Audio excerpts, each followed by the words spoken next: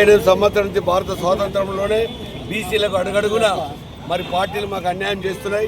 అక్కడ కేంద్ర ప్రభుత్వం కానీ ఇక్కడ రాష్ట్ర ప్రభుత్వం కానీ బీఆర్ఎస్ కానీ ఏ పార్టీ కూడా బీసీలకు అడుగడుగున అన్యాయం చేస్తుంది. మరి దీన్ని మేము తూచా తప్పకుండా మాకు న్యాయం జరగాలి. మేము దాదాపు 70 కోట్ల మంది భారతదేశంలో బీసీలు ఉన్నాం. ఆంధ్రప్రదేశ్లో 200 కోట్ల మంది ఉన్నాం. మాకు చట్టసభలో కానీ స్థానిక సంస్థల రిజర్వేషన్ ఇవ్వడం లేదు. దాన్ని కోర్టు కూడా నేను స్టే ఇవ్వడం జరిగింది. మరి మేము పోరాటం చేస్తున్నామండి.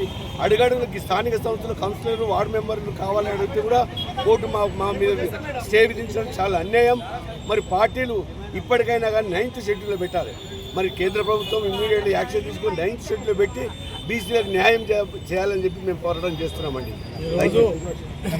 తెలంగాణ రాష్ట్రంలో 9th జీవో తీసుకొచ్చి బీసీలకు 42% రిజర్వేషన్లు కల్పిస్తే కొంతమంది అగ్రకుల నాయకులు రిజర్వేషన్ వ్యతిరేకులు కోర్టులకు పోయి మరి బీసీల నోటికాడి ముద్దలు లాక్కునేటువంటి ప్రయత్నం చేసిరు కూడా. కాబట్టి ఈరోజు తెలంగాణ రాష్ట్ర వ్యాప్తంగా జాదుల సీనన్న గారి పిలుపు మేరకు తెలంగాణ రాష్ట్రంలో మరి ఆందోళనలు, రాస్తారోకోలు, దిష్టిబొమ్మలు మరి అదేవిధంగా అనేకమైనటువంటి కార్యక్రమాల ద్వారా ఈరోజు తెలంగాణ రాష్ట్రం అట్టుడుకుతున్నది. కాబట్టి ఈరోజు రాష్ట్ర రాజధాని హైదరాబాద్లో రిజర్వేషన్ వ్యతిరేకుల యొక్క దిష్టిబొమ్మను దగ్ధం చేసి, ఎందుకంటే రిజర్వేషన్ వ్యతిరేకుల యొక్క వారి యొక్క జనాభా ఎంత, వారి రిజర్వేషన్లు ఎంత, 4% ఉన్నటువంటి అగ్రకులాలకు 10% ఈడబ్ల్యూఎస్ రిజర్వేషన్లు ఏ ప్రాతిపదికన తీసుకొచ్చిరని చెప్పి మేము కేంద్ర ప్రభుత్వాన్ని అడుగుతా ఉన్నాం. 60% ఉన్నటువంటి బీసీలకు మరి 42% రిజర్వేషన్లు తీసుకొస్తే ఎందుకంత కక్షపూరితంగా వ్యవహరిస్తున్నారని చెప్పి కూడా మేము అడుగుతా ఉన్నాం. 10% వాళ్ళు ఏదైతే ఈడబ్ల్యూఎస్ కింద 10% ఉన్నదో దాని మీద సమీక్ష జరపాలి. ఏ విధి విధానాలపైన 10% రిజర్వేషన్లు ఇచ్చిన వాళ్ళకి అగ్రకులాలకు 4% ఉన్నటువంటి వాళ్ళకు మరి 60% ఉన్నటువంటి వాళ్ళకి 42% శాస్త్రీయ పద్ధతిలో డెడికేషన్ కమిషన్ వేసి మరి రాజ్యాంగబద్ధంగా వారికి రిజర్వేషన్లు కల్పిస్తే ఈరోజు కోర్టులకు పోయి ఎప్పుడో పాత చట్టాలు, పాత ఆదేశాలు, సుప్రీంకోర్టు తీర్పులను అడ్డం పెట్టుకొని 42% రిజర్వేషన్ ఈరోజు బీసీలకు గొంతు కోసినటువంటి బీసీ రిజర్వేషన్ వ్యతిరేకులకు భర్తం పట్టడానికి తెలంగాణ రాష్ట్రంలో ఎందుకంటే రాజకీయంగా భూస్థాపితం చేయడానికి ఈరోజు బీసీ సంఘాలుగా బీసీలుగా చైతన్యమైందని చెప్పి కూడా ఈరోజు డిమాండ్ చేస్తా ఉన్నాం. ఈరోజు నిరసన కార్యక్రమాలు ఏవైతే తీసుకుంటున్నామో ఈ దేశంలో, ఈ రాష్ట్రంలో చట్టసభల్లోకి అడుగుపెట్టలేనటువంటి అనేక కులాలు ఈరోజు సంచార జాతులు కావచ్చు, బీసీల్లో వెనుకబడినటువంటి తరగతులు కావచ్చు. ఈరోజు కనీసం అసెంబ్లీ మెట్లను పక్కకెడితే స్థానిక సంస్థల్లో కనీసం వార్డు మెంబర్లు, సర్పంచులు, ఎంపీటీసీలు, జడ్పీటీసీలు అయ్యేటువంటి అర్హత కూడా ఈ దేశంలో మాకు లేదా? ఇంత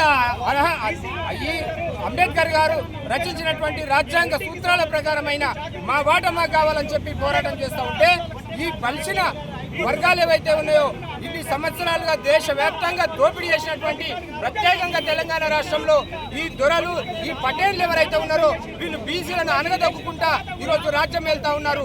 వాళ్ళు చేసినటువంటి ఆర్థిక దోపిడీ కాకుండా ఈరోజు రాజ్యాధికారంలో అడుగు పెట్టకుండా చట్టసభలో కాదు కనీసం స్థానిక సంస్థలు కూడా అవకాశాలు కల్పించకుండా కుట్రలు చేస్తున్నటువంటి అగ్ర కులాలు ఎవరైతే ఉన్నారో వాళ్ళని భర్తం పట్టడానికి ఈరోజు తెలంగాణ రాష్ట్ర వ్యాప్తంగా బీసీ కులాలు ఐక్యమైనవి. ఖచ్చితంగా వదిలిపెట్టాం. ఇటా ఈరోజు ఈ ఏదైతే దిష్టిబొమ్మ దహనంతోనే సరిపోదు, స్థానిక సంస్థల ఎన్నికలు ఈ ప్రభుత్వాలకు, 2 కేంద్ర రాష్ట్ర ప్రభుత్వాలకు కూడా మేము హెచ్చరిక చేస్తా ఉన్నాం.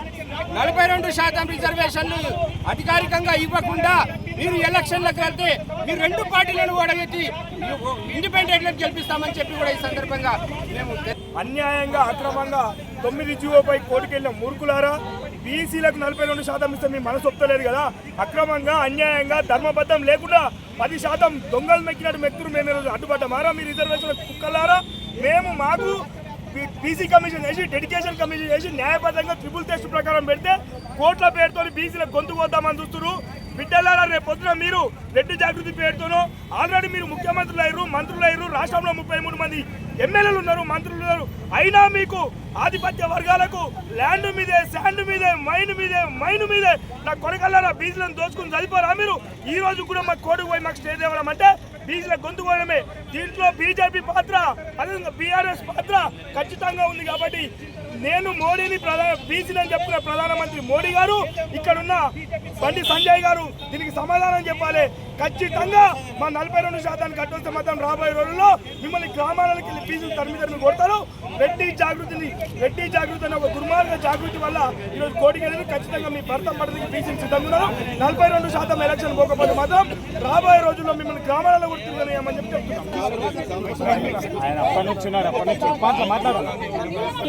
బీసీలకు నోటికాడ ముద్ద లాక్కోవడం జరిగింది. ఎంతో సిస్టమేటిక్ గా ఒక డెడికేషన్ కమిషన్ వేసి కులగణన చేసి బిల్లులు పెడితే కూడా ఈ రోజు కోర్టు 4 వారాలు స్టే విధించడం జరిగింది.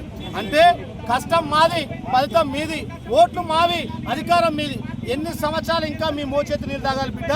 మీరు రెడ్డి జాగృతి పేరు మీద ఇంకో జాగృతి పేరు మీద అక్కడ కోట్లకు పోయేసి మా నోటికాడ ముద్ద లాక్కుంటున్నారు. ఖచ్చితంగా బీసీల చైతన్యం వచ్చింది. అడుగు అడుగున మిమ్మల్ని ప్రతి ఒక్క ఊర్లో కూడా మిమ్మల్ని అణచివేస్తారు. అలాగే బీజేపీ బీఆర్ఎస్ పార్టీలు కూడా కుమ్మక్కయ్యి బీసీలకు రిజర్వేషన్ యుద్ధం చెప్పేసి కూడా వీళ్ళ పాత్ర పెద్ద పాత్ర పోషిస్తున్నారు. కాబట్టి వీళ్ళకు కూడా తగిన బుద్ధి గుణపాఠం చేస్తామని తెలియజేస్తున్నాం. నిన్న కోట జరిగిన దానికి మేము ఈ రెడ్డి జాగృతి అన్న వాళ్ళని మా నోట్ ఈడబ్ల్యూఎస్ రిజర్వేషన్ కి మేము అసలు వ్యతిరేకించలేదు. ఇప్పుడు వీళ్ళు మా బీసీ రిజర్వేషన్లకు వ్యతిరేకిస్తున్నారు. రాజకీయంగా ఉన్న రెడ్డిలందరూ కూడా ప్రభుత్వంలో ఉన్న రెడ్డిలందరూ కూడా పోస్ట్ ఉన్న రెడ్డిలందరూ మినిస్టర్లందరూ కూడా రిజర్వ్ చేయాలి. ప్రభుత్వం కూడా దీనికి కట్టుబడి ఉంటుందన్న బీసీ రిజర్వేషన్లు 40% రిజర్వేషన్ వచ్చేంత వరకు మేము సాంఘిక ప్రయత్నం చేయాలి. దీనికి బీజేపీ గవర్నమెంట్ పెద్ద బాధ్యత వహించాలి. ఎందుకంటే బీజేపీ ప్రభుత్వం మా గవర్నర్ మాకు సంతకం పెట్టడానికి నిన్న కోర్టులో వాళ్ళు కొట్టడం జరిగింది. కాబట్టి బీజేపీ ప్రభుత్వం మీది నెక్స్ట్ టైం ఎలక్షన్ ఓట్లు అడగడానికి రావడానికి మీకు హక్కే లేదని చెప్పినారు బీజేపీ ప్రభుత్వానికి. మీరు ఏ ముఖం పెట్టుకొని మా ఇళ్ళ ముందుకు వస్తారు ఓట్లు అడగడానికి? ఇది బీసీలకు మాకు ద్రోహం చేశారు. 79 ఏళ్ల నుంచి మేము బతుకుతాం. నా బాధల్ని మీరు అర్థం చేసుకోకుండా